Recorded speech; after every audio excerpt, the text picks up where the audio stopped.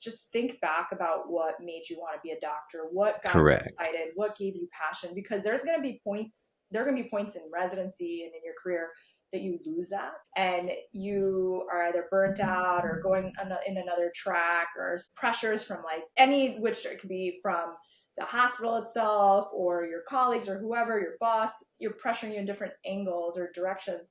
And you have to take a moment, whether it be journaling, meditating on it, praying on it, whatever it is, and think back to that moment when you got that acceptance letter into medical school or into residency and what you envisioned your life to be like. Because there were many points in my career that I did listen to that inner voice and it was like, this is not it. This is not it. This is not sustainable. This is not the way I want to practice. What did I go into this for? There has to be another way. Welcome to My MD Unscripted, where healthcare gets personal and the script gets tossed. I'm Dr. Clint Carter, ER doctor turned direct primary care freedom fighter, on a mission to challenge how our healthcare system treats patients in America. In every episode, my expert guests and I dive into real conversations about what's broken and how we can fix it by making healthcare about people, not just managing disease. It's time to rethink what healthcare should be and how we can make it better together. Welcome to the podcast. Hey, thanks for coming back and joining us on the MyMD Unscripted podcast. Today we have the privilege of Dr. Juveria Abdullah from Manhattan, big city girl. Going to talk to us down here in Texas, as we like to say. But thanks for joining us. Your story is fun because, you were a hospitalist in some of the top teaching hospitals in Manhattan. What finally pushed you to walk away from it all and look into this whole concierge medicine gig? Yeah. Oh my God. So many things. So I'm Juveria Abdullah. I'm an internist and integrative medicine doctor in New York. And I was this hospitalist. Actually, so I did residency and I couldn't figure out what I wanted to do. I loved medicine and I couldn't commit to one thing. I actually thought I was going to do GI and did hospital medicine. And I loved it at first. And then I think my mentors and teachers did a good job of shielding me of what it was really like after residency. To their credit, they really did focus on me learning how to and patient care. But, I did hospital medicine and I realized that there was so much more to it than just patient care. There is like a business aspect to it. And it's one thing to take care of patients who are really, really sick. And it's another thing to take care of patients who are really sick and have the pressure and the demands of a hospital and its efficiency and its objectives outside of patient care. And so that opened my eyes to a whole new world of medicine that I did not expect or was prepared for in training. I think there was a lot that played into going into concierge medicine and actually came through integrative medicine. So I actually practiced in Manhattan at Cornell to UCLA. And it was at UCLA when I was a hospitalist that there was this East-West medicine group. They were integrative medicine practitioners who also were doctors who were licensed acupuncturists. And there was a consult, you can call a consult for them. And I had patients who had pain post-operatively or, it came in with pain for other reasons. And I saw my other colleagues calling consults. I'm like, what is this? And I was like, okay, let me just call a consult and see if this helps my patient who has pain. And it was amazing to see that my patients who got acupuncture or went through a meditation session, they asked for pain meds a lot less than my patients who didn't. So I was like, what is going on here? And so that was my introduction to just complementary forms of healing that were not conventional. And so what happened at that time was that I was also suffering from my own health issues. I had horrible migraines. I was getting 25 times a month. I was maxed out on all kinds of medications. Oh, gosh. It was awful. And conventional medicine was not working for me. And I just kept going the conventional medicine route. And I actually had non-medicine friends trying to push me. They're like, you need to go to yoga. You need to get acupuncture. You need to do this. You need to see an integrative specialist. And we didn't learn about that in medical school or residency. No, of course not. And when I saw my patients, trying these different methods of healing, I was like, wait a minute, maybe I should try. This is part of an academic institution. Like, why not? And it changed my life. I mean, I went from having 25 headaches a month on so many medications to 4 times a month off of most I was on the minimal amount of medication and eventually off of medication.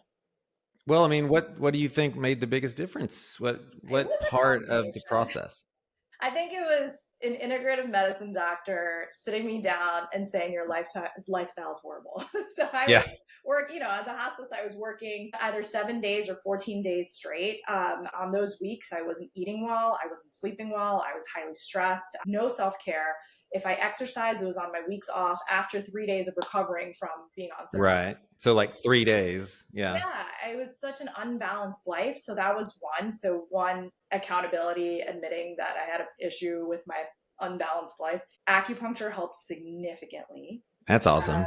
Really being serious about an anti-inflammatory diet and starting yoga. So I mean, it was multiple things and paying attention to triggers. I mean, I could not believe I was suffering for so long, and it just took looking at my actual life, not just another prescription. Oh, that's not working. Here's another prescription. That's not working. So when Right. when I saw that form of practice, that's when I was like, there's so much more to medicine. And I actually kept in touch with a mentor of mine, Art Evans. He was the division chief of hospital medicine at Cornell when I went back there. And I was telling him about this whole experience. And I'm like, I can't believe we don't practice medicine this way. It would be so great if we had this at Cornell. And he's like, actually, since you left, there is a integrative medicine fellowship. And so he was this amazing person who's always looking to help others within their career, and like put me in touch with the executive chief there. And then I applied for the fellowship and got in and did the fellowship there. And I was still working as a hospitalist. Yeah. Right. On top of your day job. Right. Yeah, because, it was during the pandemic.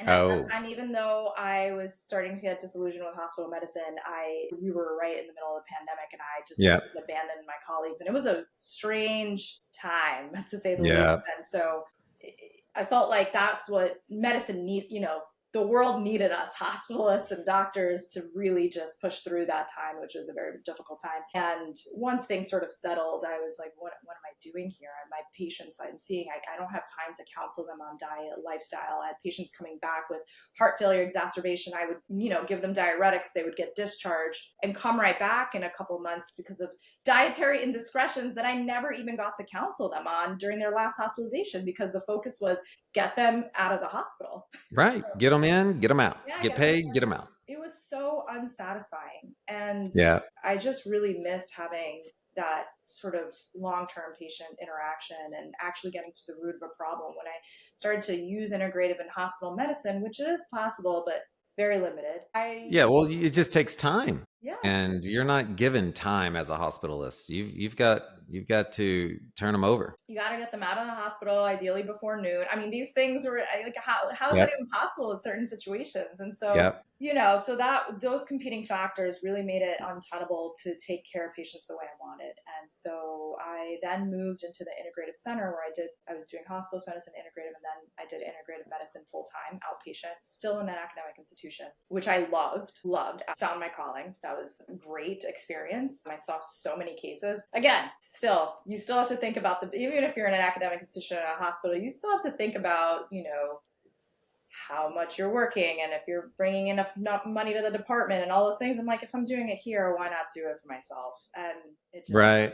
And there's a pressure to see patients and fill up your schedule. And I didn't feel like I had the autonomy to spend the amount of time I want patients just because the sheer volume. And so I found myself after hours giving that time to patients and was burning out on that front. And so went into if you're going to see people outside the hours of the clinic or the hospital, then you should be getting paid to take care of people on a 24-hour basis, messages and phone calls, and it just felt like I was never keeping up. It just felt like I was not doing my best, even though I was giving my best. I'm like, I could do more and I could do more. And it's just, you're just like constantly on this hamster wheel. Oh, I tell my patients all the time, like, listen, I am not the smartest doctor in this town. It's not a fair fight. I have an hour with you and they have 10 minutes if they cheat. So, I mean, it's just not. It's not a fair fight. I get to dig and ask questions and find out what, eating. Oh, I eat pretty good. Oh, really? What does that mean to you? Let's dig, but you're still having 25 migraines a month. Let's talk about that. Exactly. Yeah. I mean, and then coming out of COVID, I mean, there was disillusionment in doctors before COVID. And then it was just so hard. It was just like everyone was getting more disillusioned by the day, but also working harder and going all in because we were in the middle of a Yeah. pandemic. And I was voluntarily working ER shifts to help out, even though I was pretty much done with that portion of my career, and running this practice, doing everything that we could do to help, take care of people during COVID. So it was an exhausting yet disillusioned, crazy time, man. Crazy. Yeah, I mean, I saw some of the most extraordinary but also devastating situations during that time. I mean, I saw Yep. doctors come together from all fields in a way that was sort of beautiful. Yep. I had colleagues who were pregnant working on, were on service, Gosh. sick, and this was pre-vaccines. Just putting patients and others above everything else and before themselves and their own family, which was sort of amazing to see. I have so much respect for my colleagues, but it was a hard time. I mean, the burnout after that was just sad to see. Yeah. And then, I would say people I don't think really think about how much, doctors and nurses and all staff in the hospital and in medicine really put their lives on the line for that. I mean, some people do, but it was a crazy time. I think it changed everyone's perspective. I'm like, what am I doing? Yeah, it really did. Next, I know, because I have a lot of colleagues who just left after that. They were like, yep, that was grueling.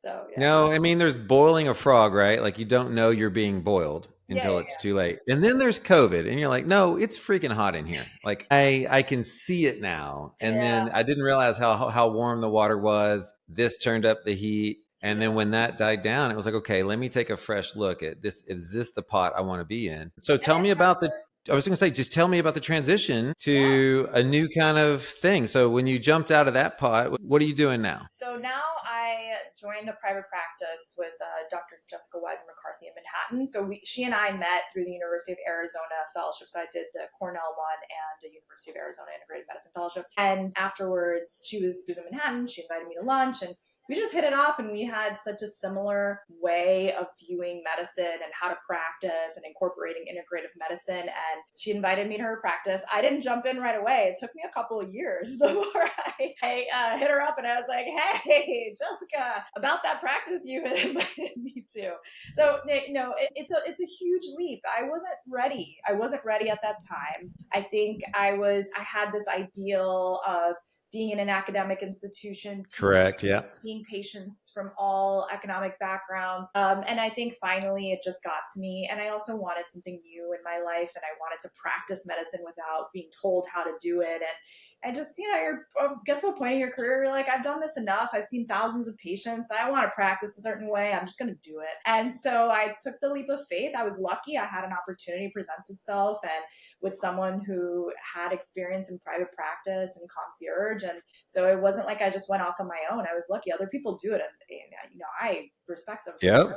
And so now I am doing concierge primary care and also integrative medicine consultation. So that the integrative medicine consult is more like a fee for service, and the concierge model is like a yearly membership situation. So it gives me the ability to have that patient care that's very, very intense in a good way, where I'm like, right. And then also be able to see patients who may not necessarily need or want the concierge care, but still want the integrative aspect and guidance. Yeah, that's perfect. Consult. So I'm able to see patients on that end. And that's also opens up the ability for other patients to see me that, can afford it. Yeah. Well, and one sort of feeds the other, there's the mindset of people that want to be healthy, and they know there's got to be a better way than what they got at their last 8-minute doctor's appointment. And so they start going down the functional or integrative route, and then they realize, oh wait, I could have Dr. Juvie all the time for everything. So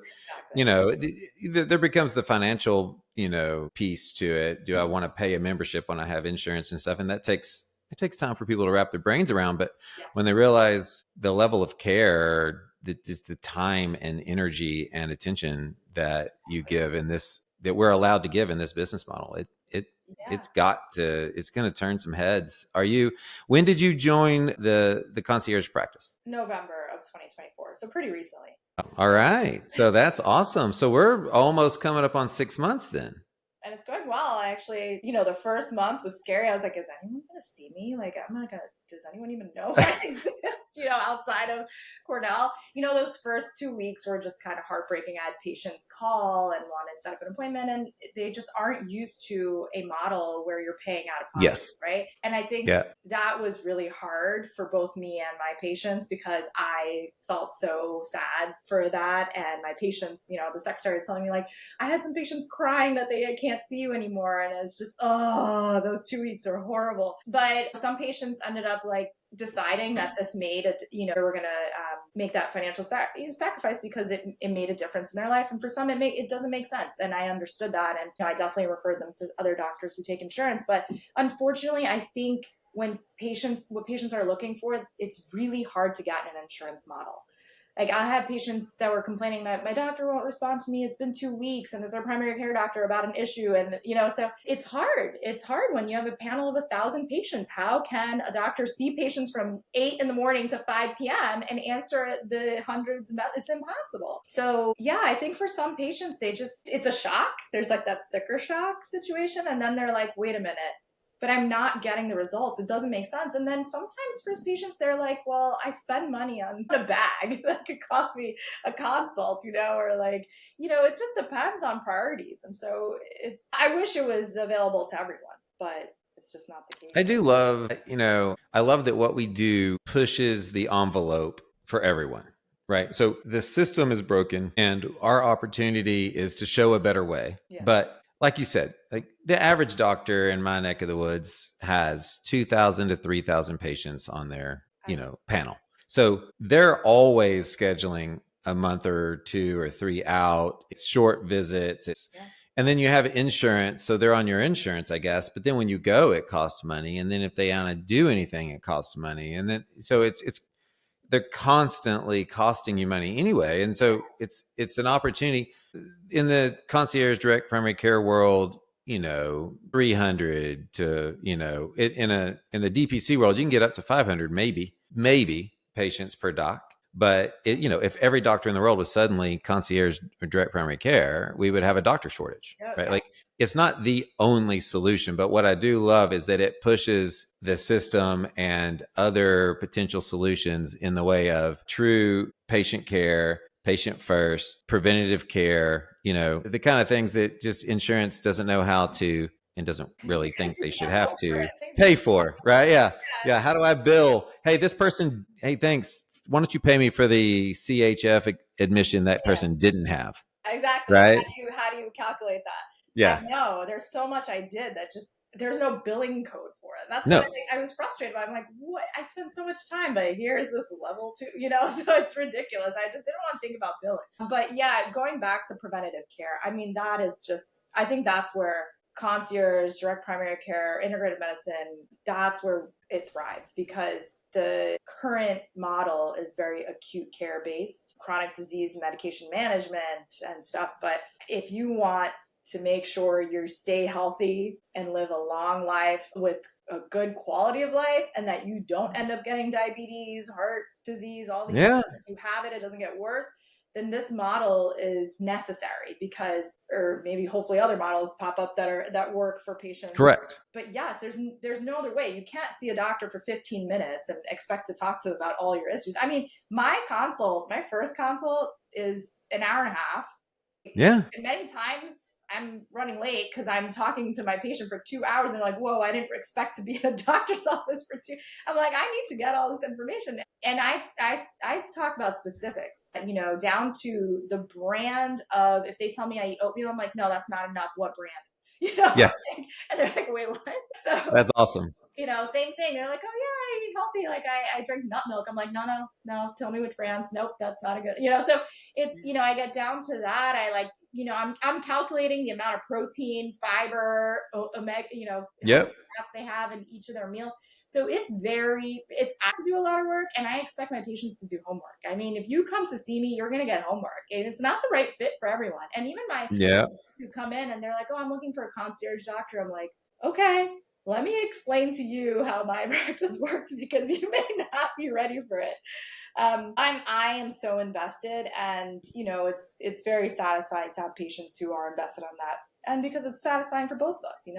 it's a win-win for both of us. Yeah, I've had lots of, when I tell people what I'm doing, their first thought is of a rich, entitled, kind of self-absorbed jerk patient. I'm like, no, we fire those people. And I have had patients where they were like, this isn't working out for me. You're not meeting my expectations, because they called and they were like, I coughed yesterday. I want a Z-Pack today, antibiotics. And I'm like, well, no, you probably don't need it. And then they get mad and they're like, you know what, this isn't what I want. You're fired. I was like, okay, great. Except I'd love for you to come in for an exit interview. This would be fun for both of us. And so finally they come in and they're like, yeah, we expect this. And I was like, okay, here's the thing. For an incredibly affordable amount in my practice, you get a doctor in your pocket 24 hours a day. I have a team of like 15 people here watching the app, attentive to your every thought, comment, need. Exactly. And then if you get sick, I will see you same day. Preventive, I will see you for an hour at a time. And if we need to do it again next week, we'll do it again next week. It's unbelievable value. What you don't get for that monthly membership is a prescription bee. I use the word. I am not your prescription bee. I don't just prescribe because you think you need it. You get a doctor, and I will doctor you very well. And she and her husband were like, yeah, that's a good point. Let's not back up. In Mexico, you just go to the pharmacy and get what you think you need. Why am I worse than Mexico on the street, right? No. But what they want is a doctor that knows and loves them and takes care of them. And so it wasn't a hard conversation, because I wasn't trying to keep them. I was trying to clarify expectations. Yeah. Exactly. And I tell patients, I'm like, if you are looking for a doctor to just refill your Ativan, that's not me. I'm going to talk to you about, why are you on Ativan? Yeah. Let's talk about that. What are you anxious about? How do we manage this anxiety so that you're taking less, and it's all, so it's going to be very involved. And so it's not the right fit for everyone. And I'm okay with that. If it doesn't make sense for them, it doesn't make sense. And, usually they'll just call back. Well, there's an infinite number of people in Manhattan, so you can't be for everyone. Yeah. Exactly. You want to be for the ones that are going to get the most value. They're going to get the most value out of their membership, right? Exactly. Like that's my deal, is the people who don't use me much, like we kind of bug them. They're like, why are you bugging me? I had a wellness visit 6 months ago. And I'm like, no, but everything wasn't perfect. And you want to feel good for a long time. Right. Let me help you. And ultimately what I'm trying to do is I'm trying to give that value that they're paying for, if nothing else, so that when their annual is up, they'll think that it was valuable. Right. Exactly. But some people just want, I'm so affordable in Texas that some people just want to have me for when they need me. I'm like, okay, fine, I guess. But that's, you missed the point. But I try to do the education of like why it would be important to touch base in between that's right. Your needs. And I do. And, our practice, when people come to this practice, they know it's a holistic approach, because we have, when you see us, you see me, you have a guided meditation session, on your Oh, wow. Cool. Set up with a health coach. And then we also have, if you're, only available to our patients, is a Pilates with an instructor in-house. We have a nutritionist. So we have a lot going on. And so you come in and okay, this is going to be not just coming to see my doctor. That's correct. Yeah. Yeah. No, you're a bigger production. You're a full integrative production, which is beautiful. I love that. Yeah. It's a great model. I love it. Okay. So what would you say? This is always fun. So I have lots of, my kids are graduating high school, college age, and they're, certain percent of their friends want to be doctors when they grow up, right? If there's a medical student, resident listening to us right now, what do you have any words of wisdom? What is there to say? I'm so glad you're asking me this now, because you asked me this 2 years ago or 4 years ago, it would have been a different answer. So just think back about what made you want to be a doctor, what got you excited, what gave you passion, because there are going to be points in residency and in your career that you lose that, and you are either burnt out or going in another track, or pressures from like which it could be from the hospital itself or your colleagues or whoever, your boss, you're pressuring you in different angles or directions. And you have to take a moment, whether it be journaling, meditating on it, praying on it, whatever it is, and think back to that moment when you got that acceptance letter into medical school or into residency and what you envisioned your life to be like. Because there were many points in my career that I did listen to that inner voice and it was like, this is not it. This is not it. This is not sustainable. This is not the way I want to practice. What did I go into this for? There has to be another way. And I always went back to that and was able to be open to opportunities that came my way because of that mentality. So I had, when the division chief was like, try this fellowship. Okay. Yeah, that actually makes sense. Oh, try this other fellowship. Okay. Yeah. Opportunities. I met Dr. Wise McCarthy, and she was like, I do concierge. And I was like, wow, this is interesting. And I wasn't ready for it, but it was in my mind. And I kept going back to how I want to practice medicine. So I think it's so important to have dedicated time to think about whether or not you are following that path that you envision for yourself. And it may not, there's no perfect path. It's going to change. Things evolve. Like I didn't know I was going to end up doing integrative medicine, but I knew I wanted to take care of patients in a way that I truly changed their lives. And that's what I always came back to. And I remember how much I was inspired by my global health work and seeing how community, spirituality, nutrition, all those things played a role in health. And when I remember the times I was happiest doing medicine or it being part of the medicine career was when I was doing work and volunteer work in global health. And when I did work in homeless shelters, there was a clinic at the Grand Central homeless shelter. And I remember it wasn't specifically the medications that made the biggest interventions. It was the education.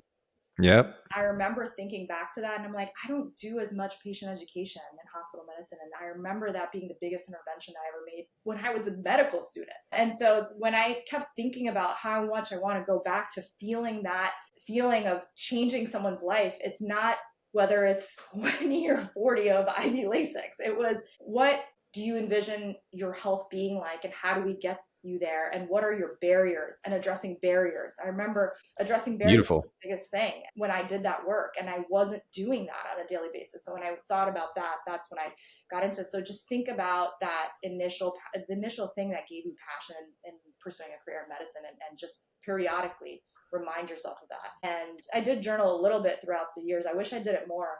And I want to take that up more because I think it could be really helpful to put it down in writing. Because you don't stop to think. You just go. I remember early in residency, and I was in a relatively, semi-rural residency where, we did everything. We were the ER, the hospitalist, we delivered babies. We kind of did it all. Yeah. And it was awesome.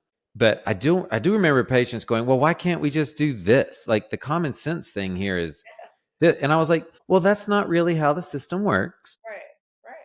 And then you start thinking, it's like, but why? Why not? Like that's absolutely how we should be handling this situation. But that's not how the system works. You're going to have to wait until you're so short of breath that we're going to have to readmit you for your heart failure instead of all the other things that we should be doing to keep you out of the hospital, that to keep you not out of the hospital. That's not the bar we're going for. We want health, longevity, quality of life, quality of relationships. These are the things that we can make a difference as health givers and guides along the way in the right model that allows us the time and the education, because we had to go seek these educations out. Yeah, that's not the average. So for the residents out there, perhaps just remember your why. Yeah. Right? Why are you doing this? What is it that you want to be when you grew up, really? And then don't settle. Yeah, don't settle. There's going to be opportunities out there. Don't settle. Meet as many people. Ask, especially I think for residents, ask attendings what their life is like right now and what they don't like and what they do like and what keeps them there. Yeah. Because I think that's not talked about, at least when I was a resident. It wasn't talked about enough. And look outside the hospital. Talk to doctors in private practice, in a group practice, right, in different settings outside of the hospital, so that you know what else is out there and what looks like is a model that fits your goals. And so I would definitely say ask as many people about their experience. Yeah. Different models. I think, when I went to med school, I had no idea what a doctor did. Really, honestly. I mean, I had gone to the doctor so seldom as a kid that, basically it was sports injuries, and that seemed cool. Right. So by the time I got into residency and I realized, really late med school, you realize, oh, there's a lot here. There's a lot going on. I fell in love with the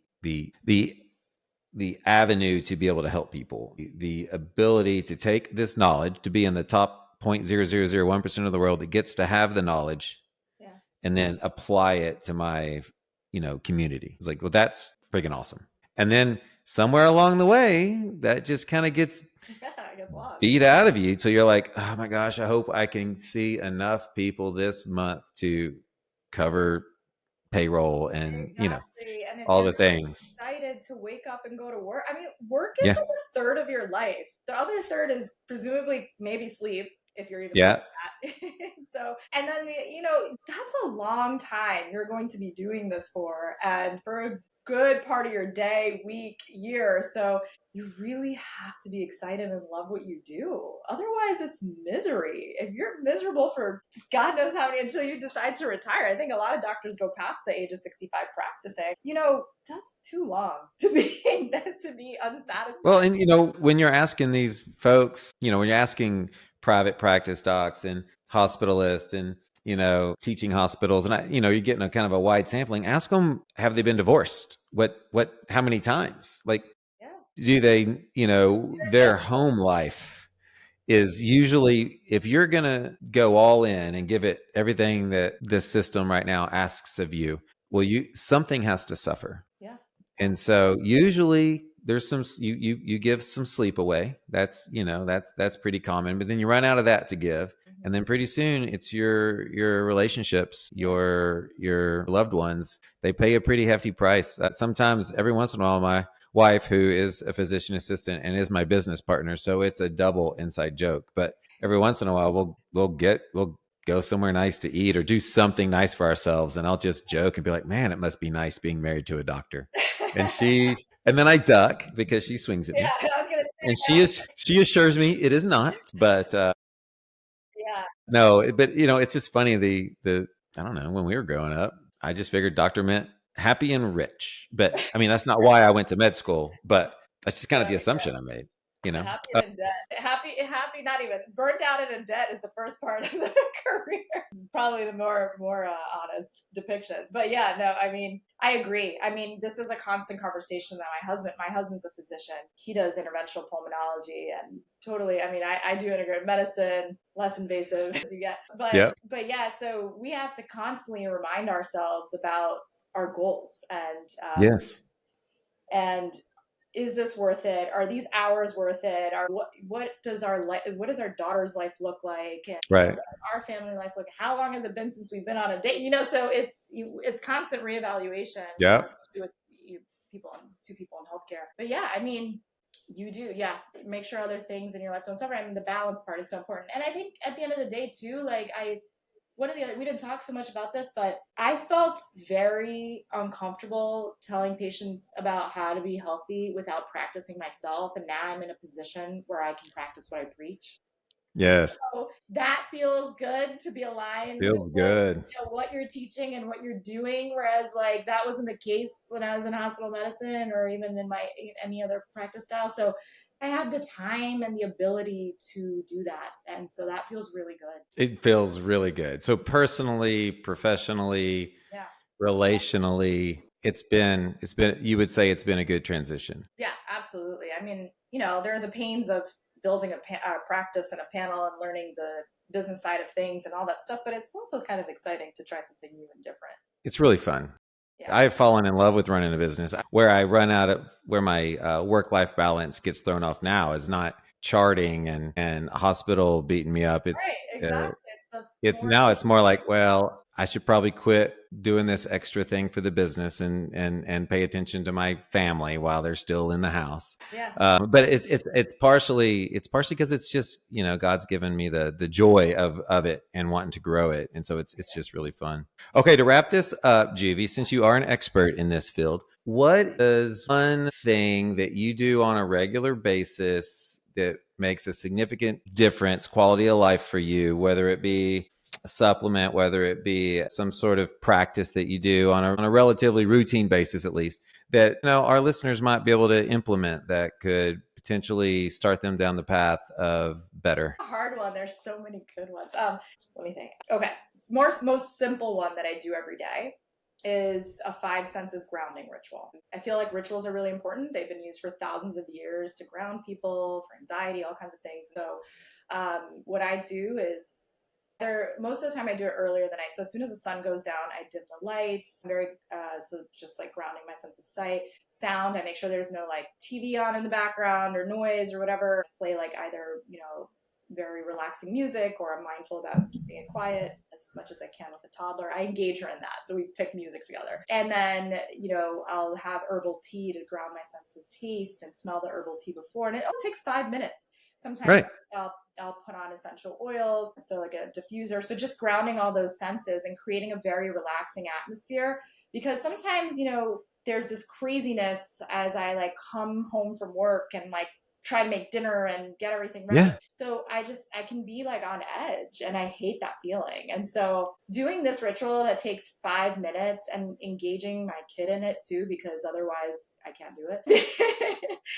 It really sets the tone for the evening, and it's just you get into a more relaxed space. And then I also make sure I switch, even if I'm working from home, I switch out of those clothes into my relaxation clothing. So there's Yes. a physical transition into a relaxed state. And you can see it in my aura. I'm wearing an aura ring. You can see it in my aura ring, 6 p.m., restored. It goes from engaged or stressed to immediate drop. It's insane how effective it is. And my patients, of all the interventions I tell them on the first day, that's the one they like, it just clicks for them, and it's doable because it doesn't require a lot, and it's like self-care, and it's not hard to do. And so that, I would say, is the just fine. And it doesn't have to be five senses grounding ritual. It could be journaling. It could be, I don't know, some people do like knitting or activities or whatever it is, coloring. Figure something out that you truly enjoy and just do it for a few minutes earlier in the night. It helps you sleep. It helps you set the tone, because the problem is a lot, I would say 60% of my patients struggle with sleep.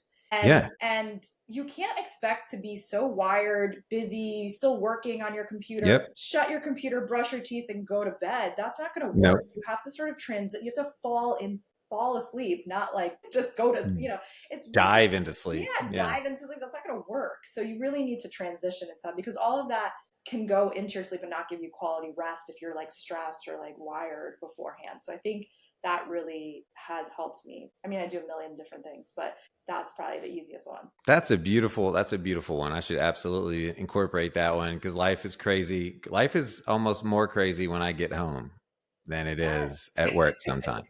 That's right. Which kid's doing what, where, and when, and who needs what, and on the laundry. It's just like no, absolutely. Yeah, there's usually a TV blaring in the background. Yeah, it's sensory overload for sure. Yeah, that sounds beautiful. And Stephanie's really good at changing clothes. She wears scrubs most of the time. Like it's like pajamas, but she's out of them and into something else. Yeah. It's a symbolic gesture, if nothing else. And I'll still be sitting there in my, like, I usually wear a button up or something. And then I'm still sitting there at like 10 o'clock at night, running, I may have charted or done something on the computer. It's like, what am I doing? You got to change out. I mean, it's that transition is so important. I tell all my work from home patients, like, you really gotta create those boundaries, and that's super fun. Well, I love it. Juvie, thank you so much for this time. That was such a great talk. We should connect again as as your practice evolves, because I suspect the way that you guys have so much going on, I would love to hear what it looks like 6-12 months from now. You'll be full with a waiting list by then, I'm sure, but it's still, how has it evolved? What has life looked like? Some great patient stories. Like, we didn't even get into that, but the quality of life of our patients is so rewarding. So thank you so much. This was a fun talk. I'm thankful to God for putting us together through the sort of the convoluted way that we met. That's super fun. And for you guys that are listening, look up Juvie if you're ever in New York and you need a concierge doc or an integrative intervention. So Manhattan Island of all places. So thanks, Juvie. Thank you guys. Give us a follow and a rating and all those things I'm supposed to say. And you guys have a wonderful week. Have a good one. Thank you. Bye. Thanks for joining me today on MyMD Unscripted. I hope today's conversation opened your mind and inspired you to imagine a better path for your health and therefore life. If you found value in this episode, be sure to subscribe, leave a review, and share it with someone passionate about transforming healthcare. Real change starts with real conversations, so let's keep them going. Until next time, stay well, stay curious, and never stop pushing for better.